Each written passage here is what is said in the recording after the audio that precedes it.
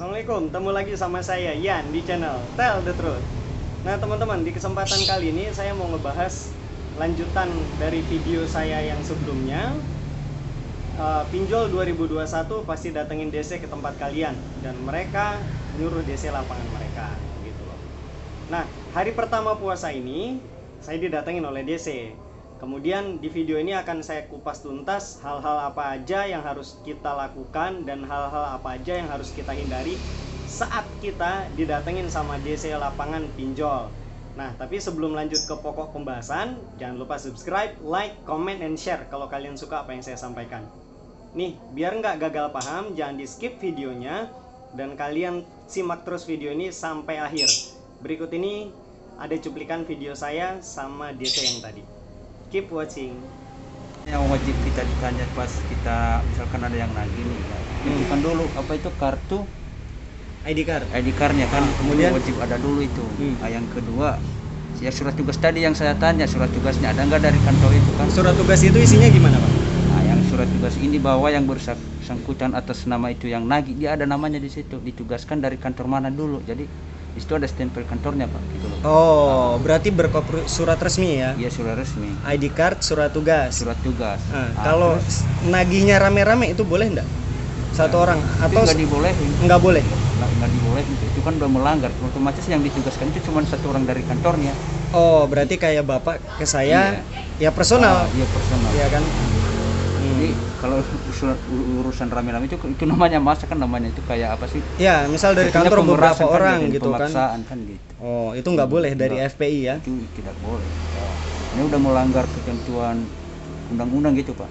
Kemudian yang wajib diketahui lagi sama yang lain gimana Pak? Ya kita nih, yang itu kan yang tadi satu ID card, yang kedua surat tugas, yang ketiganya ini nominal tagihannya gitu loh. Oh, rinciannya rincian kayak tadi surat yang saya foto. Yang tadi yang difoto Bapak. Nah, jadi ketiga hal ini nih orang lain harus tahu. Itu ada. Ya harus tahu. Misalkan ini kalau salah satunya nggak ada gimana Pak? Ya, itu tidak boleh. Nggak boleh lagi. Ya, kalau sesuai jalur memang nggak boleh Pak. Misalkan nggak ada ID card kan, itu nggak ada identitasnya dong gitu loh. Terus kalau nggak ada yang ditagih, terus orang ini mau ngapain? Kalau nggak ada surat tagihannya gitu loh. Iya. Kayak yang saya sampaikan tadi, jumlah nominal angsurannya gitu loh. 3 item itu harus ada, 3 syarat itu ya. Iya, wajib. Nggak ada salah satunya nggak boleh melakukan penagihan. Iya, kalau dari resmi AFPI dan OJK ya. Iya. Oh, ya udah. Tuh udah denger sendiri apa kata DC-nya kan. Kemudian kita masuk ke pokok pembahasan nih. Persiapan apa aja, hal-hal apa aja yang harus kalian lakukan saat menghadapi DC. Saya bagi beberapa poin ya. Yang pertama, tenangin dulu diri kalian. Kalau kalian udah tenang, hindari, jauhi, hapus rasa bersalah dalam diri kalian. Oke. Yang poin kedua, berusahalah jujur di mata DC-nya. Kalian sampaikan dulu segala permasalahan yang kalian hadapi hingga akhirnya kalian telat bayar angsuran atau kalian telat melakukan pembayaran gitu loh. Poin ketiga nih, kalian diskusikan sama DC-nya, cari jalan keluarnya. Bang, kalau DC-nya dari awal udah galak duluan gimana? Nggak akan ada asap kalau nggak ada api. Itu kuncinya. Kalau mereka galak sejak awal, itu karena boleh jadi kalian sendiri mengabaikan setiap komunikasi yang pihak pinjol lakukan. Misal SMS-nya kalian cuekin, WhatsApp-nya kalian cuekin, atau kalian blokir begitu kan, panggilannya juga kalian cuekin. Gimana penyelesaian ini akan bisa terlaksana dengan baik gitu loh, kalau kalian sendiri menghindari hal itu. Oke, katakanlah begini, kadung hal itu udah terjadi. Kalian yang pertama tetap tenangin diri kalian dulu. Jangan galau, jangan gusar gitu kan.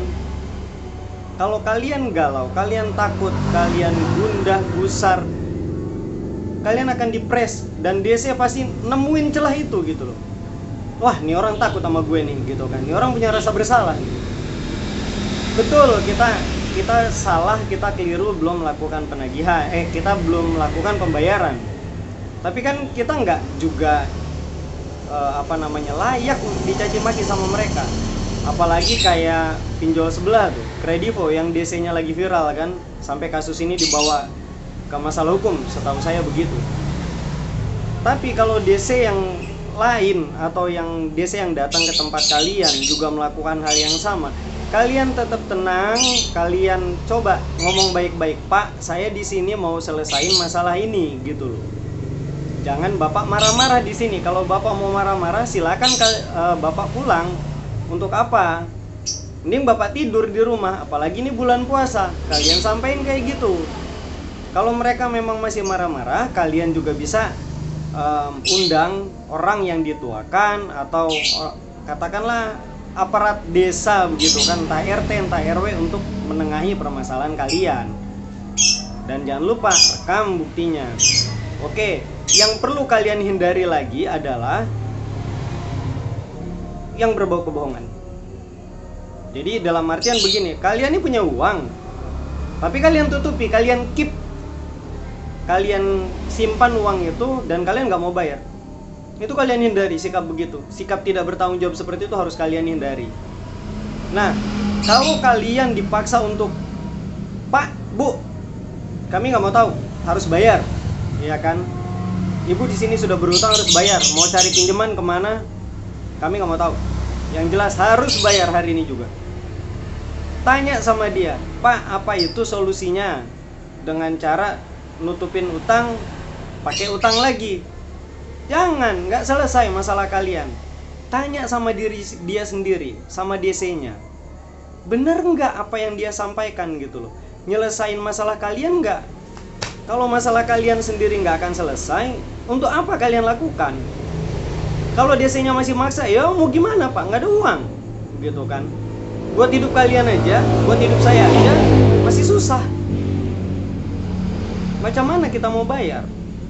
Nah, kalian harus bisa tegas. Poin yang pertama, kalian tegas sama mereka. Tegas bukan berarti kasar. Dan itu juga berlaku sama mereka. Tegas bukan berarti kasar. Jadi ini harus dua arah. Harus dari dalam diri kalian sendiri, harus juga dilakukan oleh DC-nya. Oke.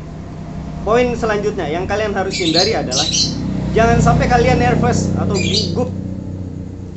Kaitannya dengan tadi, tenangin diri kalian. Kemudian, kalau sudah diskusi kemudian masih buntu, kalian nggak usah hilang akal, nggak usah pesimis gitu loh. Iya, kalau memang buntu, biarin dulu aja. Nanti juga akan ada umpan lambung dari pihak pinjolnya, dari kantornya. Pak, ini gimana nih Pak tagihan? Pasti akan ada deskol yang hubungin kalian. Sampaikan, Ibu, saya sudah didatangi sama DC-nya. Saya sudah sampaikan segala kendala yang saya hadapi. Sampai akhirnya saya belum melakukan pembayaran. Itu kuncinya. Karena setiap DC yang melakukan kunjungan pasti bikin laporan. Dan pasti mereka beri bukti ke kantor atas kunjungan yang telah mereka lakukan ke nasabah-nasabah yang belum melakukan pembayaran. Cuma yang jadi masalah begini, kita ini udah panik duluan. DC belum ngapa-ngapain juga udah panik duluan. Baru turun dari motornya, kita udah deg-degan. Tadi saya itu didatengin saat saya lagi kerja. Awalnya DC-nya kelihatan pendiam. Itu memang sengaja mereka ciptakan kondisi seperti itu agar kita grogi. Buat saya nggak mempan, teman-teman. Namanya orang bertamu harus sopan. Itu prinsip. Kalau sejak awal kedatangan DC-nya tadi dia udah nggak sopan ke saya, udah saya tunjukin, Pak, mendingan Bapak balik. Itu yang kalian harus lakukan sebetulnya. Kalau Bapak mau melakukan penagihan ke saya, monggo silakan, itu hak Bapak, tapi tolong pakai etikanya. Nih, Pak, saya izin, saya mau ambil dokumentasi atas proses penagihan ini. Ada atau tidak yang menyalahi prosedur tujuannya untuk itu. Kemudian, ada atau tidak pelanggaran yang saya lakukan terlebih dahulu. That's it. Pak, Bu, kok direkam sih? Buat apaan? Tegesin, ini buat bukti Pak, gitu kan. Jadi nggak akan ada pihak yang dirugikan, baik saya selaku debitur, baik Bapak perwakilan dari perusahaan gitu loh. Tenang, kuncinya tuh tenang. Dan kalau DC-nya sejak awal sudah tenang, kalian jamu dengan baik, itu balasan, itu apresiasi untuk mereka gitu loh. Kalian pun nggak boleh kalah wawasan. Seperti yang saya sampaikan di video sebelumnya, kalian bekali juga wawasan gimana caranya kalian berhadapan dengan DC.